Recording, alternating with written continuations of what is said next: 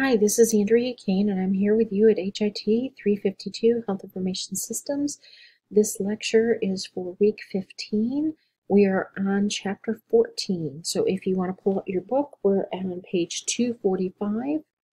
This week, our learning objectives are 9.1.1 through 9.1.4. That's 9.1.1 through 9.1.4. Our learning objectives, according to the book, are to compare and contrast information governance with data governance and their relative significance, explain the importance of enterprise information management and why it has become essential, explain the reasons why health information has become a valued strategic asset, summarize the 8 key principles of information governance for healthcare, and identify tools that can be used to assist a healthcare organization in implementing an information governance program. Overall management of the availability, usability, integrity, and security of the data employed in an organization or enterprise is what is known as data governance. It is a specific enterprise information management function that supports coordination among all the other EIM functions. So again, this is on an enterprise-based level. Information governance is an organization-wide framework for managing information throughout its life cycle and for supporting the organization's strategy, operations, regulatory, legal, risk, and environmental requirements. You need to know data governance, that definition, and you need to know information governance and that definition. They are 2 different things. You can't use those interchangeably. And make sure you know that for your quiz on chapter 14. Hint, hint, hint, hint, hint. So let's talk about these 2 programs. They both rely on quality data and information to make informed decisions, evaluate patient care and population health, evaluate business processes, evaluate financial stability, reduce security breaches, and control e-discovery costs. All of this is in your book starting on page 246. They also have a visual figure 14.1 on page 247. It's a little bit hard to read. You might want to have plenty of light when you take a look at it, but I think it's a very helpful graphic to take a look and see what does information governance mean versus data governance and how that works. All right, effectiveness is the degree to which stated outcomes are attained. Efficiency is how the desired outcome is achieved or produced, particularly without wasting resources such as time, personnel, and money. Again, you need to know these 2 definitions and why they are different. Make sure you know these 2. Hint, hint, hint, hint, hint. Data governance is a subset of information governance. So again, think of information governance, that's the big one. When you start drilling down underneath information governance, you get to data governance. And it's the foundation upon which information is built, because if you put garbage in, you're going to get garbage out. If you have accurate, timely information, then you're going to be able to use that to make very wise decisions. When you have very poor information going into your system, or not being weeded out, or not being corrected, or not being monitored or audited, it's only going to result in very poor information, which again leads to poor decisions. And this information is at the top of page 248 in your book. E-discovery, pretrial activities, and you may remember this from HIT 421 that you may have had perhaps last spring, I believe. But pretrial activities where the participants acquire and analyze any electronic data that can be used in civil or criminal legal proceedings is e-discovery. Basically, the difference between discovery and e-discovery is everything electronic. Discovery is just the overall topic of everything, whether you're talking paper or electronic. Alrighty, moving on. So data governance and information governance, these are examples of little picture, big picture concept. And your book goes over that here. It talks about how the smaller aspects of data governance provide the little picture while supporting the big picture of information governance. And as I talked about, information governance, that's the big one. It's sort of the all-encompassing umbrella. And underneath that umbrella, data governance is a very important part.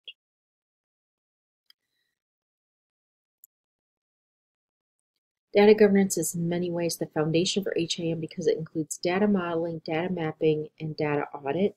And these are defined in your book. They're also on the screen, obviously, but they're also in your book on the bottom of page 248. And also, it's going to go over data modeling, data mapping, data audit, data quality controls, data quality management, data architecture, and data dictionary. These last 3 slides, you've got to know these definitions. You have to know them, and you have to be able to identify, looking at the definition, what is the title of it. So for instance, you would need to know that if you saw development and maintenance of specifications about data that reside in electronic databases, you'd have to instantly think, oh, data architecture. Make sure you know them to that level because they will be on your quiz. Okay, so improved data quality, reduction of duplication, improved trust in data, efficiencies, cost savings, risk mitigations. These are all ways that a strong data governance program benefits an organization and ultimately healthcare. So you're going to want to know these as well in your head, that this is why data governance is so important. These are the things that it impacts, and each one of these can have a tremendous impact on an organization. What is metadata? Metadata is in your book on page 249, about the middle of the page. Metadata is data about data. The best definition that they recommend is structured information used to increase the effective use of data. And so it talks about how an example would be the electronic timestamp of when data was created, accessed, or manipulated. And then goes on in here to go through and talk about how metadata can improve the integrity of a healthcare facility's records by identifying the creation, changes, access, and security of the information to ensure its quality and trustworthiness. There are basically 3 types of metadata. There's descriptive metadata, structured metadata, or structural metadata, and administrative metadata. And your book will tell you about all 3 of these, about on page 249, so that you know what they are. Essentially, descriptive metadata, that's going to be like the data dictionary. It's gonna go on into detail about the data. It's going to get really detailed about the data itself. Structural metadata is that processing of acquiring, storing, manipulating, displaying data. It's how it's going to be modeled, it's going to diagrammed, it's how it's going to be shown and available for viewing, for use, all of those. Administrative is programmed into the information system to generate data about the usage of the information system. These are audit trails and activity reports. So when you think of administrative, think of audits and activity reports. It's in audit trails and activity reports. It's going to show you what's going on with it. And again, you need to know these 3. You need to know what they mean, know examples of them. So this goes into detail about descriptive metadata. You can take a look in your book about that. And again, structural, and then administrative. All that's in your book. Top of page 250, we start getting into data mapping and talking about what that is and why is it critical. Data mapping supports connections between 2 systems. This allows for data that's captured in one system for one purpose to be translated and used in another system for another purpose. So you always have a source and a target. The source is always going to be the original data set that is being mapped from, and the target is going to be where it's going to, the data set that it's going to be mapped to. And let me go back to this slide really quick. Your book talks about this. It gives an example of ICD-10-CM mapped to SNOMED CT or the reverse, or and gives you an example of that and how that all works. All right, so information governance in HIM. It's going to talk about how information is a valued strategic asset. It needs to be managed just like people, processes, money, and other resources. This is so true today in organizations. If you can't get good information out of your system, you can't manage people, you can't manage processes, you can't manage money or other resources. That information has become one of the most valued, if not the most valued strategic asset. You've got to have good information and reliable, timely, usable. So you can't get any of the others without that. And that's why information governance is so important. There has to be a group of individuals usually who are monitoring the system from several different perspectives and making sure that really it's available, usable, timely, all of that. One problem with electronic systems and information is that data silos can occur. We live here in Iowa, and there are lots of silos.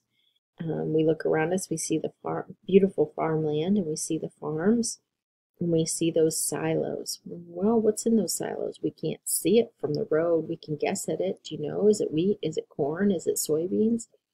We can't see. We don't know. There are also silos in information systems, and if you don't have access and you don't have the ability to find out, you may be missing something. And so they talk about silos and data silos. Let's see, where are they talking about that in your book? I saw a mention of it. Oh yes, bottom of page 251.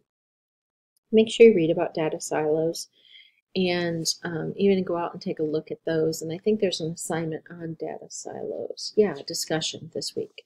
So take some time and go through that. Make sure you understand what they are and how they can occur, and then what can you do about those.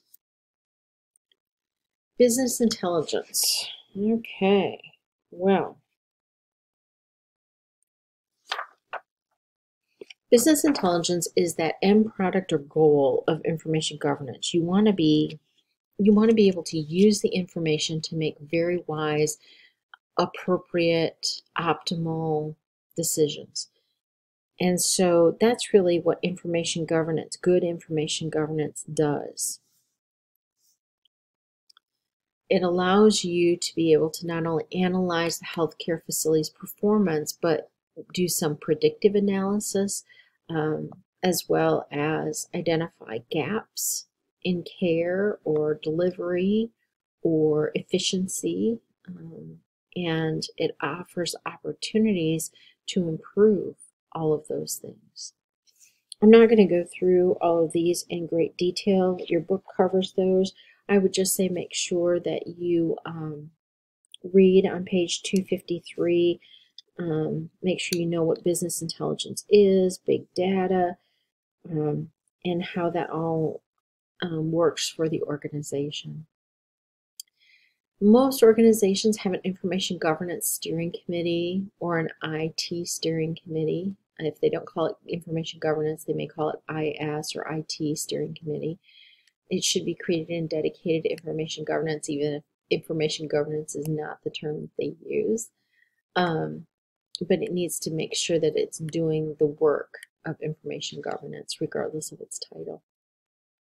And this goes through what an information governance steering committee, what their roles and responsibilities are. And again, this is in your book. And it goes through about information governance and leadership. Who needs to be involved and at what level? Definitely needs C-suite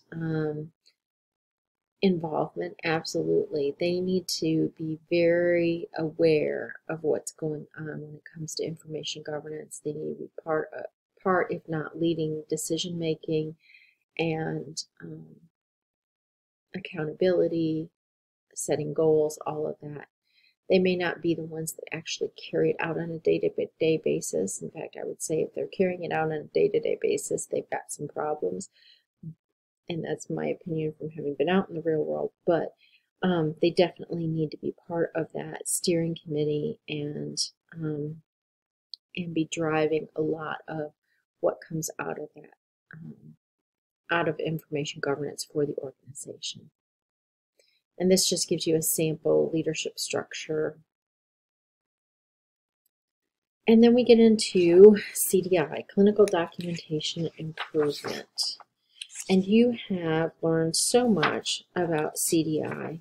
And before I get into there, let me go backwards here. In your book, on pages 254, 255, 256, 257, 258, 259, and even 260, 261, 262, 263, 264, 265, 266. Oh, mercy. I would say the rest of this chapter really goes into a lot of things about information governance leadership and gives you sample forms and all sorts of things. If you're thinking about going into healthcare organization, IT, or information governance, hang on to your textbook because I think you'll find it comes in very handy and you can go back and look at it. Also, remember AHIMA.org, that website, because they have a toolkit that you can download on information governance to work with your particular organization. Okay, so getting back to documentation improvement, you have studied documentation improvement in a number of classes, so I'm not going to spend a whole lot of time here on it, except to say it's really important, whether you call it clinical documentation improvement or clinical documentation integrity. It is a very critical component of information governance.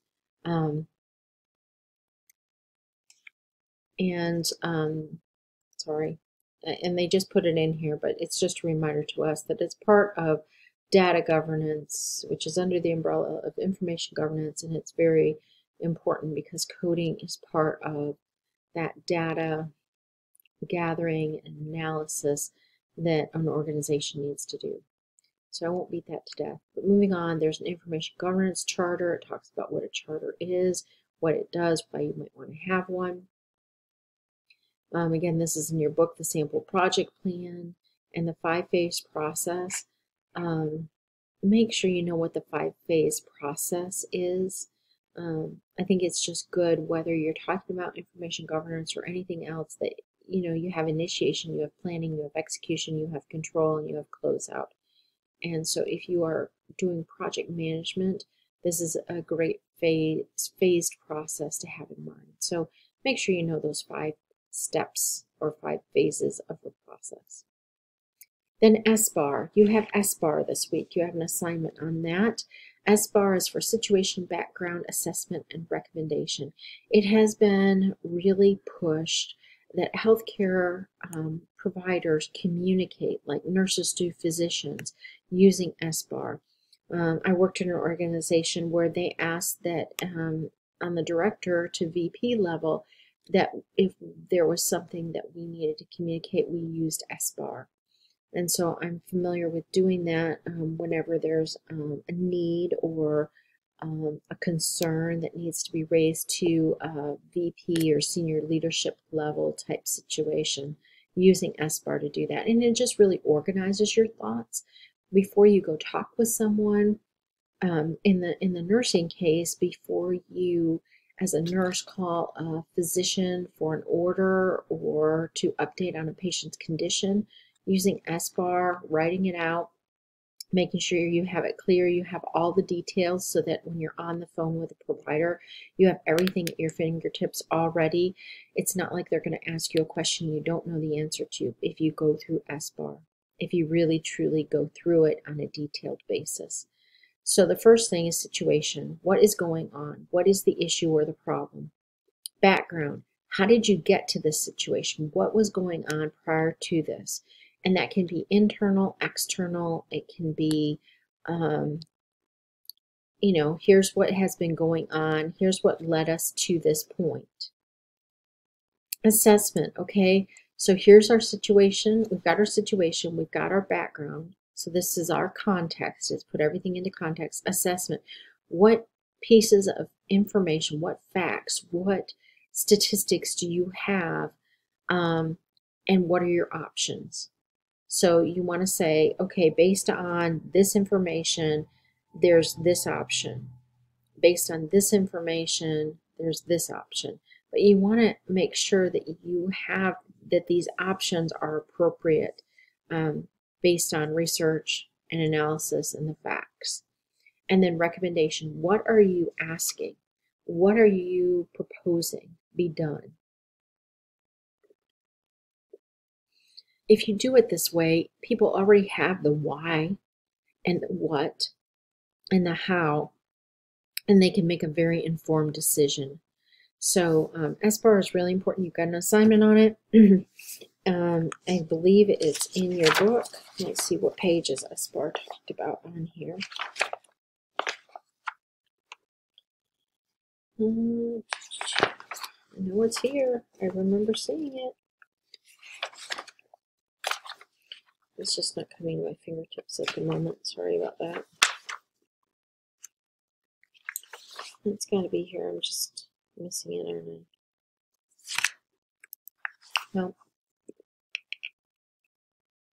I'm quite sure you will find SBAR, even if I'm not at the moment being able to grab it and tell you a page number. But it's here. All right, so information, asset, and inventory.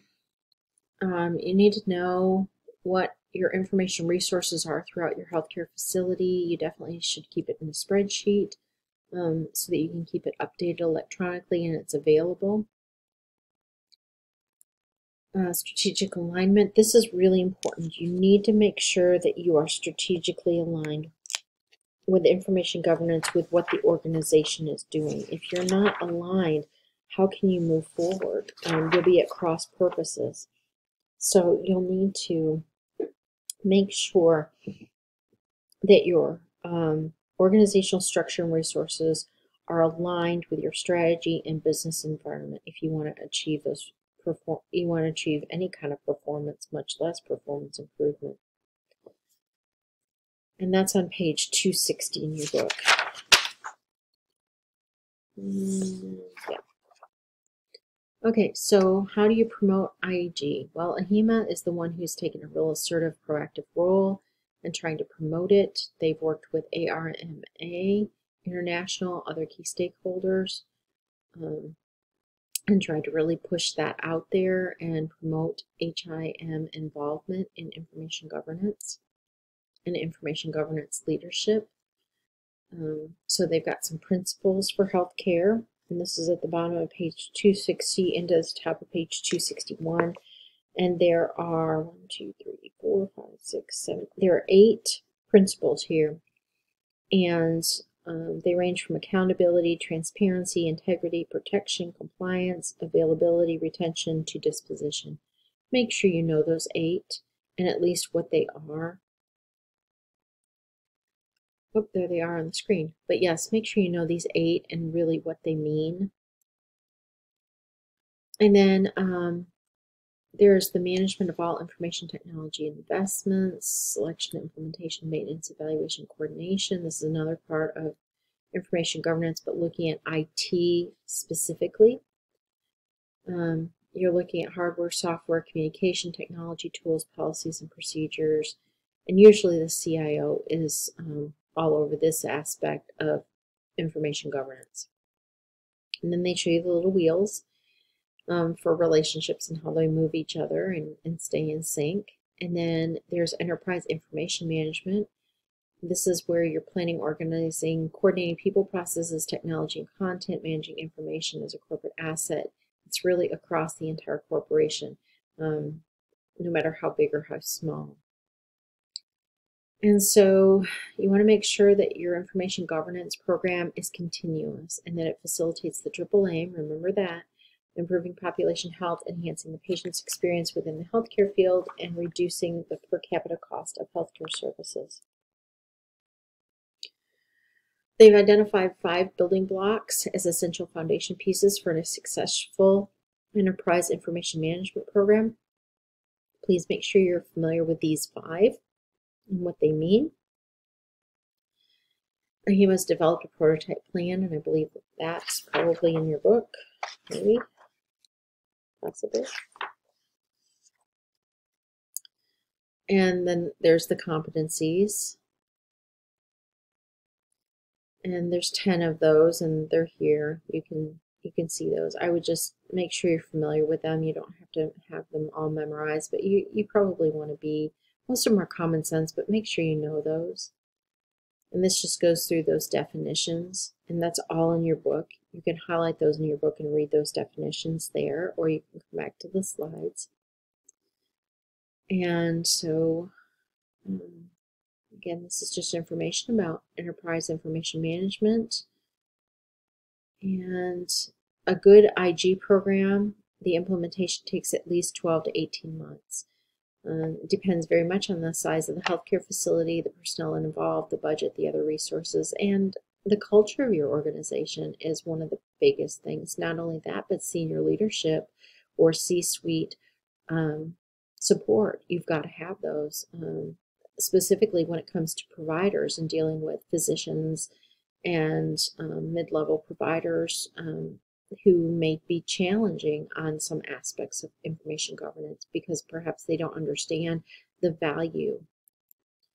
And that goes into collaboration. It's so important that you collaborate. It's so important that you bring people from the front lines, your frontline nurses, your frontline aides, your frontline pharmacy techs, your frontline, anybody that's using your IT system. Whether they're a physician, you definitely want to include physicians. You've got to get everybody together, not the whole organization, but some representatives of it that include everyone from frontline all the way up to C-suite, and they have to get together and be able to open and honestly talk through these things and be a part of the decision-making process. Otherwise, you'll never get to consensus. You'll never reach the point of collaboration where you'll have success. So your people skills are so important when it comes to this. And not just people skills, but your leadership and who's leading the team and how is this being done and is everyone being heard and is it a safe environment? Are people able to bring up their fears or their concerns or their disagreements? Is it done in a civil manner so that you really do come out of it with a positive